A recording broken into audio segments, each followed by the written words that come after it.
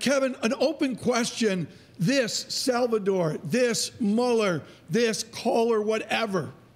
And yet, I believe we have a budget battle on Capitol Hill. Is everybody just way too distracted right now in Washington?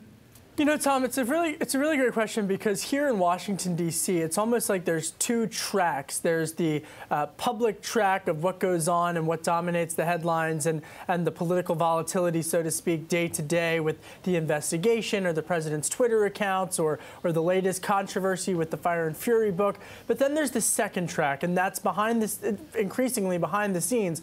But a lot of the folks, in terms of the day-to-day legislation up on Capitol Hill, it's like they don't even pay attention to the noise surrounding the Trump administration. Date check, it's January 9th. I believe the 19th or so, this gets exciting. What happens in the next number 8, 9, X days? What happens in the next Cirilli week?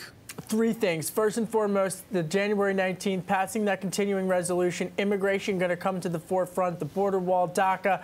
After that, the president's State of the Union address. And then February 1st is when the president, rather his administration, has to submit a budget outline for how much they want to have allocated to the various government agencies. Look for this if you're outside of Washington, Tom, for how much he's going to decrease funding to key agencies. Look at the SEC, for example, for just whether or not it's going to fit in line with the deregulatory policies that he's pushed forward in the past.